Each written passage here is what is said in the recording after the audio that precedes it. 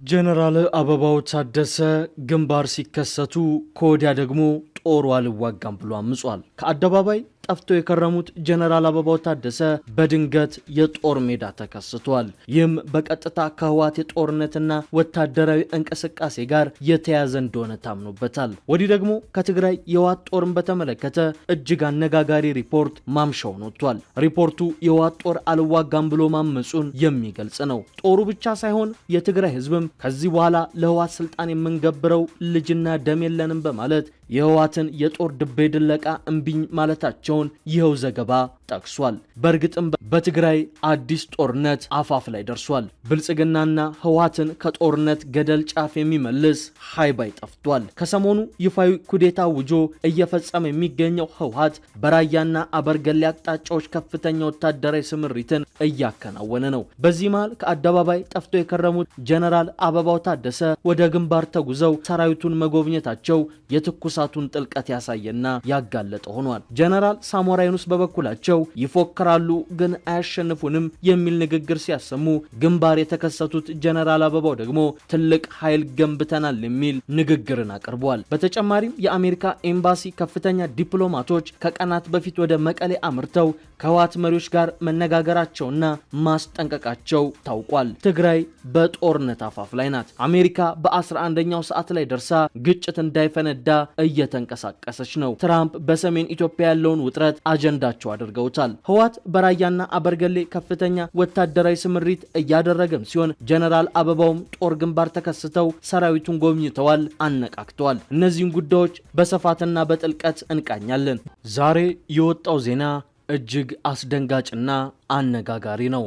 ጦሩ አልዋጋም ማለቱን፣ ህዝቡም የእናንተን ጦርነት አልቀድስም ማለቱን የሚገልጽ ነው። ኢንዴፕስ ኒውስ የተሰኘው ድረገጽ ላይ ዛሬ የቀረበውን ይህንን ጥናት ያከናወኑት ዳንኤል ተስፋ፣ ሲም ማሻ፣ ጆሊ ስቶከር እና መሪያም ቫን ሬሰን የተሰኙ ጋዜጠኞች ሲሆኑ ጉዳዩን በተመለከተ ዝርዝር ማብራሪያንም አቅርበዋል። እነዚህ ጋዜጠኞች እንደሚገልጹት ይህንን ጥናት ያከናወኑት ከማርች 9 እስከ ኤፕሪል 11 ባሉት ቀናት ውስጥ ነው። በጥናታቸው ከማዕከላዊ ትግራይ ዞን አድዋን፣ ኢንትጮን፣ እድጋ፣ አርቢን እና አክሱምን ማካለላቸውን፣ ከምስራቅ ትግራይ ዞን ሐውዜን ከተማ መግባታቸውንና በደቡባዊ ዞን ደግሞ ነቅሰኝ ወረዳንና ከሰሜን ምዕራብ ዞን ሽሬ መሄዳቸውን ይጠቅሳሉ። በማዕከላዊ ትግራይ ዞን እዳ አርቢ ወረዳ የሚገኙት አንድ አባት ለዜና አውታሩ በሰጡት አስተያየት የህወሓት ካድሬዎች የግዳጅ ምልመላ ለማድረግ ወደ የአካባቢው መምጣታቸውን ይናገራሉ።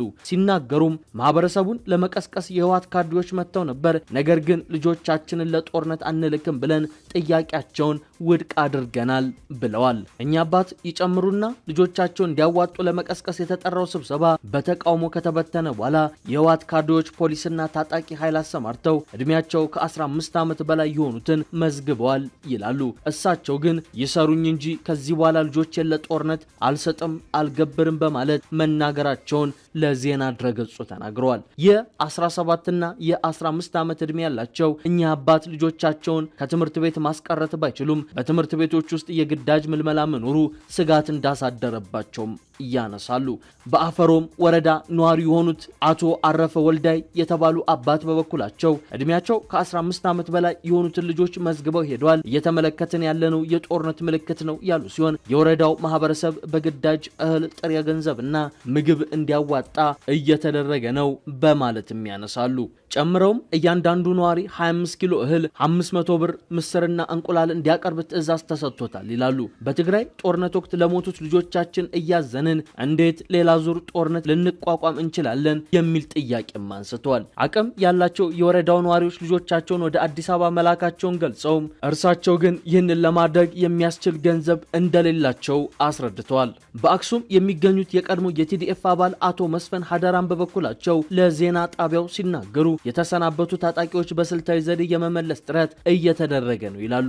አቶ መስፈን ጦርነቱን እንዳበቃ በዲዲአር ከተሰናበቱት መካከል አንዱ ቢሆንም የቀድሞ ወታደራዊ ክፍሌ አግኝቶ አናግሮኛል፣ ሌሎች እንደኔ የተሰናበቱም የስልክ ጥሪ ደርሷቸዋል ብሏል። እንደገለጹትም ይህ ጥሪ የሚደረገው በማማለልና በማስፈራራትም ጭምር ነው። አክለውም ወደ ጦር ኃይሉ ለሚመለስ መሬት እንደሚሰጡና የስራ ዕድል እንደሚፈጥሩ እየተናገሩ ይገኛሉ። ለዚህ ፈቃደኛ ያልሆኑትን ደግሞ ከሃዲ የሚል ስም እየሰጧቸው ነው ያሉ ሲሆን የቀድሞ የቲዲኤፍ አባላት ጋር ወታደራዊ አዛዦችና የሕክምና ባለሙያዎች እየተላኩ እንደሆነም ገልጸዋል። ዘገባው እንዳለው በደቡባዊ ዞን ነቅሴጌ ወረዳ የቀድሞ የቲዲኤፍ አባላት ወደ ነበሩበት ወታደራዊ ክፍሎች እንዲቀላቀሉ የሚጠይቅ ማስታወቂያ ተለጥፏል። ይህ ማስታወቂያም በትግራይ ህዝብ ላይ የታወጀውን የጄኖሳይድ ጦርነት ተቃውማችሁ የታገላችሁ በሙሉ በሚል የሚጀምር ሲሆን ለጦርነት ዝግጁ የሆኑ እንዲመለሱ የሚገልጽ መሆኑንም አሳይቷል። እንዲህ አይነት ማስታወቂያዎችን በሌሎች ወረዳዎች መመልከቱንም ዘገባው አስረድቷል። የትግራይ ማዕከላዊ ዞን የህወሓት ጽሕፈት ቤት ለአድዋ ወረዳ ትምህርት ቢሮ በጻፈው ደብዳቤ ደግሞ የመንግስት ሰራተኛ የሆኑ የቀድሞ ተዋጊዎች ወደ ወታደራዊ ክፍሎቻቸው እንዲመለሱ የሚል ትዕዛዝ መያዙን ነው የሚገልጸው። ይህ እንቅስቃሴ የሚያሳየው ህወሓት ለጦርነቱ ቆርጦ መነሳቱን እንዲሁም ዝግጅቱን ማጠናቀቁን እንደሆነ የፖለቲካ ሀያሲያን ያስረዳሉ።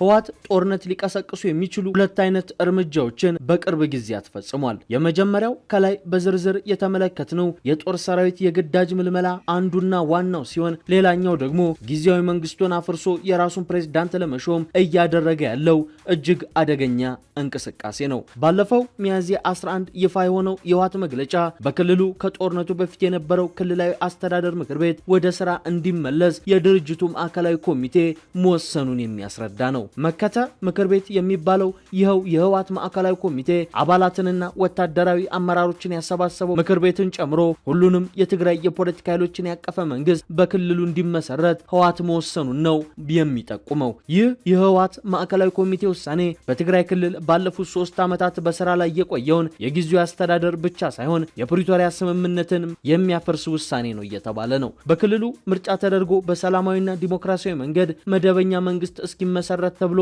ከፕሪቶሪያ ስምምነት በኋላ የተመሰረተው ጊዜያዊ አስተዳደር በቅርቡ በፌዴራል መንግስት ለ1 ዓመት ቆይታው እንዲራዘም መወሰኑ ይታወቃል። ይህንን የፌዴራል መንግስቱን ውሳኔ የሚቃወመው ህወሓትም ከሰሞኑ ተከታታይ ስብሰባዎችን ሲያካሄድ የቆየ ሲሆን በስተመጨረሻም ጊዜያዊ መንግስቱን አፍርሶ ከጦርነቱ በፊት የነበረው አስተዳደር እንዲመለስ ወስኗል። ለዚህ የህወሓት ውሳኔ የፌዴራሉ መንግስት ምን አይነት ምላሽ ይሰጣል የሚለው ጉዳይ ደግሞ በሰፊው የሚያነጋግር ነው። ማዕከላዊ መንግስቱ በዚህ ጉዳይ ዝም ማለትና አያገባኝም ብሎ ማለፍ ይችላል ወይ የሚል ሙግትም እየተነሳ ነው። ህወሓት ከ6 ዓመት በፊት በተደረገ ምርጫ ክልላዊ መንግስት የመመስረት ስልጣን አለው ወይ ከሚለው ጀምሮ ህወሓት የወሰደው እርምጃ ለሌሎች ክልሎች የሚኖረው አርአያና ልምምድ ምን ሊሆን ይችላል የሚለው ጉዳይም ክርክር አስነስቷል። የትግራይ ፖለቲካን በተመለከቱ ጉዳዮች በቅርበት የሚከታተሉትና ትንተናዎችን በመስጠት የሚታወቀው የህግ ባለሙያው የፖለቲካ ተንታኙ ዳንኤል ብርሃነ ጊዜያዊ አስተዳደሩ ሲራዘም ጀምሮ ይህን አይነት ውዝግብ ሊፈጠር እንደሚችል